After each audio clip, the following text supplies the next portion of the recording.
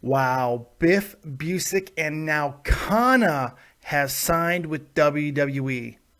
If this is starting to look like a major league sports team rebuilding process, well, that's because it is, and it's absolutely brilliant. I'm going to tell you exactly why and a whole lot more right now, right here on Dead on Dave Productions. Let's go. Greetings and salutations, Dave, or I guess technically I should call you Dead on Dave. This is Christopher Daniels. Hey everyone, it's the Native American Tonka. Want to give a big shout out to Dead on Dave. Dave, this is Leon White, Big Van Vader. Dead on Dave. What's up, man? It's the coach. Hello, this is the hardcore legend Mick Foley, and I know when I want to keep up with the latest in wrestling news from around the world, I check in with Dead on Dave Productions. He covers a wide variety of wrestling topics, including the career of the hardcore legend. Don't miss it. Dead on Productions. Yeah.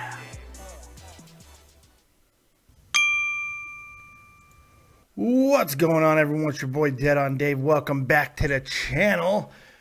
I opened a little bit earlier there with the big announcements of Kana and Biff Busick signing with the WWE and going presumably to NXT. Well, it dawned on me that there is a lot more to this because we're seeing more and more now. It's like, okay, the WWE is having a serious roster problem. And in any real sport, what does a franchise do when they're having severe roster problems, losing ratings, losing games, not really appealing and appeasing their fan base anymore? They go through what's called a rebuilding process. Well, here's the thing. We just didn't realize that this NXT revolution, this amazing crux of wrestling that we're getting, it's all part of a brilliant rebuilding strategy that the WWE has been undertaking. I mean, that part was apparent, but the fact that it's resembling so closely a major league sports franchise rebuild, that's something that is just confounding when you really start to think about it, because not only is it accurate, but they're doing it fucking flawlessly. They're like being the Chicago Cubs. Now let's backtrack a little bit. A few years back, the WWE's having all kinds of problems with their roster. Not a lot of depth, not a lot of major stars outside of just a couple of guys who really nobody gave a shit about. Randy Orton, John Cena has his people, always will, and that's completely fine. But outside of him, it was getting to a point where who are they going to continue to have feuds with? Once Punk left, once we realized Daniel Bryan was going to be an injury-prone man of glass, it's like, where is the depth here? How many times can he, take on some of the same guys? You can't keep rehashing the same things over and over. Eventually, you have to rebuild. And they've had developmental territories in the past. It's not like that NXT is completely a brand new idea. But with OVW, with FCW, with all that stuff that they've had in the past, and all the things that FCW would later become NXT, by the way. But all these things that they've had in the past, it doesn't have the same feeling, because while NXT is the territory, for lack of a better term, for WWE to really develop all of their new stars, it's also becoming its own entity in a way that we really haven't seen any of the other brands do. OVW had its own thing, but it never felt like it was a WWE product. Now, NXT is its own thing, but it very much has the WWE fingerprints all over it, which is a good thing for WWE, and it's a really good thing for NXT. But the interesting thing that's happening is, so we have all these roster problems, depth problems. So with the creation of a performance center, an actual facility where people can come and learn the specific brand of WWE wrestling and do it their way, they're controlling how people train their bodies, train their minds, get their promos, all that stuff together in one place. Now, that's for good or bad. The thing that they're doing well down there as well is bringing in a multitude of different type of trainers. We have guest trainers. We've had people from Japan, from lucha territories, all the down south in Mexico and everything. We got people coming up and training in different styles and showing people how to work different types of matches. I think that's going to only continue as time goes on. I think we're going to see a much more European influence. So when you have that, you have a basis to start getting a new foundation of performers up to the big leagues, WWE. So to jumpstart that, WWE signed some huge names. We saw it with, in the past, like with Dean Ambrose and Seth Rollins and stuff like that, who we knew from the independent days. But when they started really making the big splash, it was with about a year and a half ago, with Hideo Itami, Finn Balor, Kevin Owens, Sami Zayn, all these guys. Sami Zayn was there a little bit before with Adrian Neville and all that stuff. So we had that first crop, and they're starting to bleed in a little bit. They're coming in, Neville and all that stuff. But now the bigger names that they signed, they had their home run hitters that they're really banking on with Kevin Owens and Finn Balor. When Itami comes back, it seemed like he was getting a huge push. That thing they did at WrestleMania on him really showed how much they think of Itami. And I think Sami Zayn is going to really round out that core four. Now, the interesting thing is when a major league franchise gets that core together, they run with them, but they also start developing behind them. And they start what's known as, really procuring depth. That's what we're starting to see now with the WWE. They're able, because they have a core that they're really comfortable with the aforementioned Owens and Zayn and Itami and Balor and even Solomon Crowe. I think Tyler Breeze is starting to get into that conversation. And there's a lot of people I'm actually forgetting too. Yuha Nation, that's another one that I believe is going to be one of those guys who's going to be counted upon. But it's allowing them to start focusing on acquiring depth. Maybe not guys that they think are going to be huge stars for the company, like, I don't know, a Johnny Gargano, for example. Probably Ciampa's in that same category. And the signee today, Biff Busick, who is 29 years old. He's in the prime of his career, and he is considered one of the top independent guys on the circuit. I find it very interesting that these are the guys that they're signing now while adding potential for home run hitters here, for big guys that are going to come in and really start adding something of value to the main roster. What they've really done is bring in a bunch of guys that's going to, at the very least, add a whole lot of depth to the middle of this roster, to that mid-card that we talk so much about, which was so important in the late 90s in both WCW and WWE. The mid-card was so important because it's what kept all of us interested. It's what kept all of us entertained. We got our pops from Sting and the NWO, from Vince and Stone Cold, from all that stuff. We got our huge pops and our excitement. But what drove the crux of the things, what we talk about on the undercards of main event pay-per-views, are matches by that middle of the roster depth, because it was so good. It's starting to get to the point now where there's enough guys down at NXT and now coming up to WWE that are filling that roles that we might start seeing that same thing happen all over again. And that's really, really exciting. It's a complete revamping for WWE. Triple H had a vision for NXT that it was going to be homegrown WWE guys. He wasn't really all that juiced up on bringing in a lot of established independent workers. For whatever reason, in the past 7-8 months, he has flipped stances on that by going out and getting people like Kevin Owens, and not only getting him, bringing him up quickly and really giving him a shining spot in WWE. Giving him John Cena, even though it was just the one victory and then followed by 2 subsequent losses, that's a huge give. It's every bit as big, if not bigger, than Fandango beating Chris Jericho at WrestleMania. The difference is they believe more in Kevin Owens than they ever did in Johnny Curtis. And that's not an indictment on Johnny Curtis or Fandango. It is really just speaks to the immense talent, once in a lifetime, can't miss talent that Kevin Owens really is. And I can't say enough about that because it's important. He is that good. He is that talented. He is a guy with the proper positioning, can be a Stone Cold-like character in this day and age. And the cool thing is he's got people around him, Dean Ambrose, Seth Rollins, even Roman Reigns, some Rusev. There's all these guys that he can gel with that are going to really help elevate him. And I think not only in the ring, Dean Ambrose is a really good example of this personality. You need those type of just combustible elements. Bray Wyatt and Kevin Owens excites me. There's just so many matchup possibilities. But that's the exciting main event possibilities of the future. What I'm talking about and what I'm really excited about are these guys that you may not be thinking much about now. Rich Swann is another one. Really tiny dude, 5'8", 165 pounds, but an incredible high flyer. A guy that they would usually avoid because there's no need or there was no room or whatever their weird back-ass stupid policy was on smaller guys.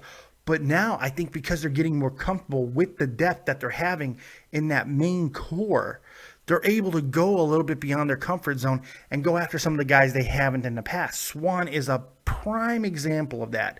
And that's really exciting because what it does, it gives you depth to go ahead and entertain more people. It gives you the leeway, the possibility of just reaching and connecting with a larger demographic who wants to see those smaller guys just go. It can be an exciting time. It can be a really great thing. And immediately you start thinking about WCW and their cruiserweight division. You know, those luchas, man, the high flyers, the crazy people that would just really bring your eyeballs to the screen. Are we going to see a influx like that? Probably not. I can tell you when it probably will start to feel more like that. That's when a little guy called Ricochet eventually does come to WWE, now known as Prince Puma, but I don't think that all the talks of him having a 7-year contract with Lucha, I don't know how much validity that has. I don't think Lucha can possibly have a contract with guys for that long, considering they're not even sure of a second season. It's becoming less and less likely, really. If a guy like Ricochet, who is probably one of the two greatest high flyers in wrestling right now, comes over, that is another possibility for more depth that not only could fill that middle of the roster, but go a little bit higher on the card as well. I don't know how far Ricochet could actually go in the WWE. Part of that is because WWE does like to limit its wrestlers because not because we're WWE and we want to make sure that nobody has fun. No, they want to protect the stars. They want to protect their labor force, which is a smart thing. Now, we may not always be able to see that because we want wrestling that is bloody and chair shots, and we want to see train wrecks because we're sick fucking individuals. But the reality is there's so much more here at its core of wrestling when you're watching people tell stories in unique and interesting ways without using ultra-violent spectacles. I get just so engrossed into that. You capture me with that. And that's why I'm excited, because a lot of these guys that are coming in from the independents, once they get polished in WWE, and I think Apollo Crews, Yuha Nation, is really starting to look like a very good example of that. God, the potential there is limitless. It's absolutely limitless, and they're going to continue to just restock. Kana, who has done it all on the independent circuit, has had an unbelievably successful career in Japan. She's coming over to WWE now, and that's a huge get for the women's division because she is not going to need a lot of seasoning in WWE, plain and simple. She's going to be able to come up to the main roster sooner rather than later, and when she does, she's going to have an immediate impact. And I think the WWE realizes that if this Divas Revolution is going to go anywhere, they need more depth. More depth. That's what you need. Not only in the main roster, but down in your minor league system, which NXT and the Performance Center has very much become.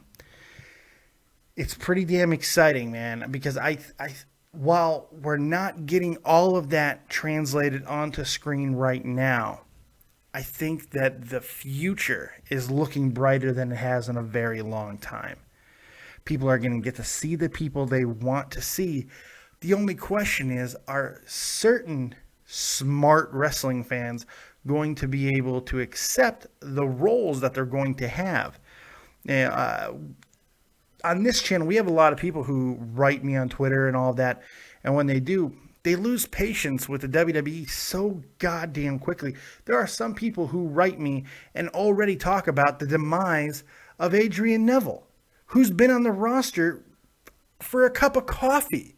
You know, I mean, and he's had a hell of a lot of good moments, and by the way, getting very over and selling a whole lot of merchandise in the process. Do they have him in a weird spot at times, especially now with the whole Stardust thing? Yes, but you can't push everybody to the main event at the same time. You have to have a flowing depth chart that just that works, that reels you in, that tells stories. If you ever believe for a second that WWE can't do things and can't change their mind and change course, I just point you to the New Day. The New Day. 3 guys at 3 different stages within their WWE status, right? Kofi Kingston, been around a long time. Intercontinental champion multi-times over. Tag team champion, done a lot of things. Had small main event pushes that never really amounted to anything, like his Randy Orton feud. Seemed to be forgotten. Big E, a guy who's been in the WWE for a few years now, but not really getting to the point where it was like, okay, what is next for Big E? How far can he go? That conversation never got started because I don't know if it's 100% booking mistakes or if it was just him not connecting. I don't know what it was, but he was kind of stagnant. He was just stuck in a place where they didn't really know where to go with him. And Xavier Woods was the newest of the 3 to come up and just absolutely all over the place. They had no clear-cut design. So what did they do? They put these 3 together in a terrible idea to try to get them into a minister-type group that is just nothing but positivity, and they're supposed to be faces. It's so ridiculous because they don't look like faces. They don't sound like faces. Nothing about them screams faces, and the crowd absolutely hates them. In the past, the WWE has buried such groups quite immediately. 3MB comes to mind, which you could make the argument was really going to be nothing more than a joke anyway. But they could have done the exact same thing to New Day, like they've done with Bo Dallas. A prime example of that exact same type of storyline, that gimmick, even though Bo was more heelish in his delivery, but they've had him be a jobber. They could have done the same thing with the New Day, but instead, somebody back there, whether it be Dunn, I highly doubt, Vince or Triple H, most likely culprit there, said, hey, there's something here. We got to capture all of this heat, but try to point it in the right direction. They're getting booed already, but how can we point it? How can we angle this gun that is loaded? And they did it. They were able to do it, and now the New Day is not only over with the crowd, they're getting cheers when they're supposed to be getting boos, which is probably going to confuse WWE a little bit because they're not intuitive when it comes to this type of thing. But they're also running roughshod and getting in main events. By the way, they're going to be in the main event again this week on SmackDown. They are getting in main events. They're running all over the card. They are doing something we haven't seen out of a faction outside of the Authority in a very long time. And this is what you need to be focused on if you have any doubts about the future in WWE. Also, with this situation with TNA and Destination America and Lucha, there's going to be a lot of wrestlers who are going to be looking for more work very, very soon. People have reestablished their value. Maybe guys like, Drew McIntyre, who everybody talked about, they had all the talent in the world, but WWE misused him. He's done some things in TNA. Maybe WWE is taking a second look at him now. Justin Gabriel, who left on very weird terms, but have done nothing but perform over at TNA since he's been there. These guys reestablish their value, and the WWE can always bring them back, especially if TNA and Lucha don't really have, a company very long.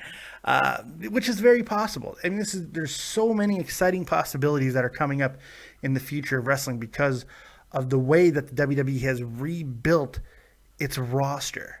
Because your roster is the most important thing that you have if you're a company or a team, whatever it is. Your roster and having good depth and good stars, top quality guys, good depth on your current roster, and most importantly, a young, hungry, stocked farm system, which is now becoming the case more and more every single day. That's all you need. You have a dynasty then. WWE can rise back to prominence. Wrestling, fuck just WWE. Wrestling can rise back to prominence. The industry with really solid stars that we all want to see and just somewhat halfway logical storytelling. It doesn't take a genius to make this work properly with the right type of stars. So we'll see what happens, and it's going to be quite interesting to see. What do you think of this whole idea that WWE is building and rebuilding just like a Major League Sports team? I think it lends a lot of credence. I think it makes a lot of sense. Tell me what you guys think in the comment section below. Can't wait to hear from you. Also, like, subscribe, and share. Like this video. And if you want to just, support the channel a little bit more, you can always go to www.dateondave.spreadshirt.com and buy the copious gear back there that you see. Go ahead, buy some copious gear, copious mug, all that good stuff. You can also donate directly to the channel by going into the description box of this video and donating, giving the fat man a tip. And my computer just went down. Oh my God, this is not good. My computer went down. Oh, I hope that this did not mess up my video completely. My screen just turned off. Hey, thank you guys for joining me. I really appreciate it. We'll see you next time right here on Dead on Dave Productions. Like, subscribe, and share. And as always, if you don't have talent, have talented friends. Why did I click? Why did I do that? That was creepy and weird. Oh, creepy and weird. Anyway, we'll see you next time right here on Dead on Dave Productions. Keep it copious. Peace.